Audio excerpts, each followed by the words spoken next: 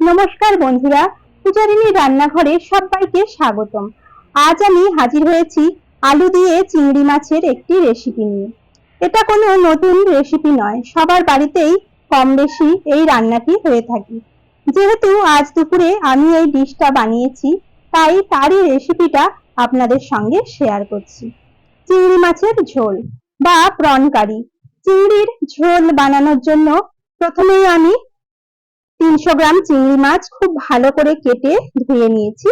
এখন আমি চিংড়ি মাছগুলোতে মাখিয়ে নিচ্ছি 1 চামচ লবণ আর 1 চামচ হলুদ গুঁড়ো দিয়ে চিংড়ি মাছগুলোকে খুব ভালো করে আমি এখন নুন হলুদটা মিশিয়ে নেব। এখন আমি একটা কড়াই গরম করে নিয়েছি আর তাতে দিয়ে দিচ্ছি 2 থেকে 3 চামচ সরষের তেল। তেলটা গরম হলে আমি চিংড়ি মাছগুলোকে ভেজে নেব। দেখুন, চিংড়ি মাছের আমি মাঝখান থেকে অল্প করে খোসা ছাড়িয়ে পিঠের দিকে একটু চিড়ে যে কালো সুতোর মতো অংশটা থাকে সেটা আমি বার করে নিয়েছি। চিংড়ি মাছের মাথা আমি বাদ দিইনি, যেহেতু চিংড়ি মাছটা টাটকা ছিল। আপনারা চাইলে চিংড়ি মাছের মাথা বাদ দিয়েও রান্না করতে পারেন। চিংড়ি মাছটা খুব বেশি ভাজার দরকার নেই, অল্প করে ভেজে আমি মাছগুলোকে তুলে নিলাম। এখন ওই কড়াতেই আমি ছোট ছোট টুকরো করে কেটে রাখা 2টো আলু ভেজে নিচ্ছি। আলুটা ভাজা হতে থাক। এখন আমি একটা মশলা বানিয়ে নেব। তার জন্য একটা বাটিতে আমি 1 চামচ কালো সর্ষে, 1 চামচ সাদা সর্ষে আর দিয়ে দিচ্ছি 2 চামচ পোস্ত। এখন এগুলোকে আমি শিলনোড়াতে দিয়ে একটা ঘন পেস্ট বানিয়ে নিচ্ছি।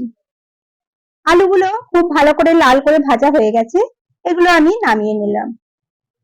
এখন ওই কড়াতেই আমি দিয়ে দিচ্ছি আরো 2 থেকে 3 চামচ তেল।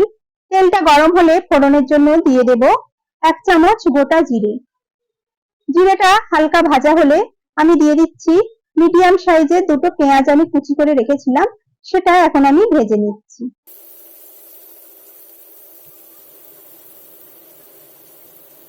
দেখুন, পেঁয়াজটা হালকা নরম হয়ে এসেছে। এখন আমি এর মধ্যে দিয়ে দেব 1/2 চা চামচ রসুন বাটা আর 1/2 চা চামচ আদা বাটা দিয়ে সবকিছুকে খুব ভালো করে এখন আমি কষিয়ে নেব, যতক্ষণ না আদা রসুনের কাঁচা গন্ধটা চলে যায়। এখন এই পর্যায়ে আমি দিয়ে দিচ্ছি একটা গোটা টমেটো, আমি ছোট ছোট কুচি করে নিয়েছিলাম, সেই টমেটোটা এখন আমি দিয়ে দিলাম। টমেটোটা যাতে তাড়াতাড়ি নরম হয়ে যায় তার জন্য আমি এখন দিয়ে দেব 1/2 চা চামচ স্বাদ মতো লবণ আর 1/2 চা চামচ লাল লঙ্কার গুঁড়ো আর 1/2 চা চামচ হলুদ গুঁড়ো দিয়ে সবকিছুকে খুব ভালো করে এখন ভেজে নেব।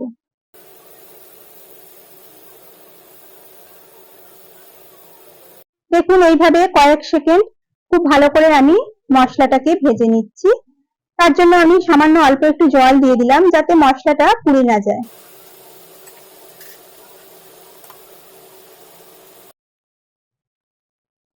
দেখুন, টমেটোটা অনেক নরম হয়ে গেছে আর মশলাটা থেকেও তেল ছাড়তে শুরু করেছি। এখন আমি দিয়ে দিচ্ছি সর্ষে আর পোস্তর বানিয়ে রাখা পেস্টটা।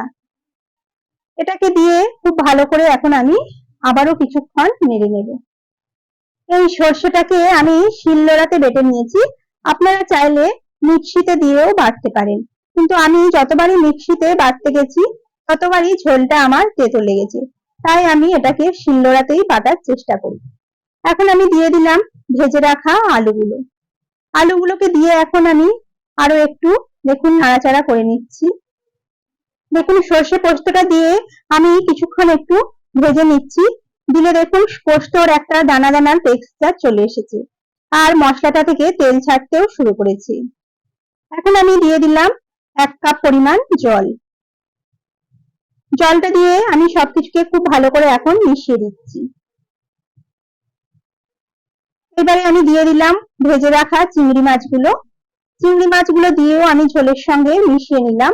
এখন ঢাকা দিয়ে আমি মিডিয়াম ফ্লেমে 10 মিনিট রান্না করে নেব। দেখুন, 10 মিনিট পরে আমি ঢাকাটা খুলে দেখিয়ে দিচ্ছি। আলুগুলো খুব ভালো করে সেদ্ধ হয়ে গেছে আর ঝোলটাও অনেকটা কমে এসেছে। এখন আমি ওপর থেকে দিয়ে দিচ্ছি টেস্টের জন্য 1/2 চামচ চিনি আর আমি দিয়ে দিচ্ছি কিছুটা কুচানো ধনেপাতা যারা তরকারিতে মিষ্টি খান না তারা এই চিনিটাকে বাদ দিতে পারেন। এখন সবকিছুকে আমি খুব ভালো করে আবারও দেখুন মিশিয়ে নিলাম। এখন এটাকে আরো 5 মিনিট ফুটিয়ে নিলেই রেডি হয়ে যাবে আমাদের চিংড়ি মাছের ঝোল। এটা দেখতে এবং খেতে দুটোই খুব সুন্দর হয়েছে। আশা করছি আপনাদেরও রেসিপিটা ভালো লেগেছে।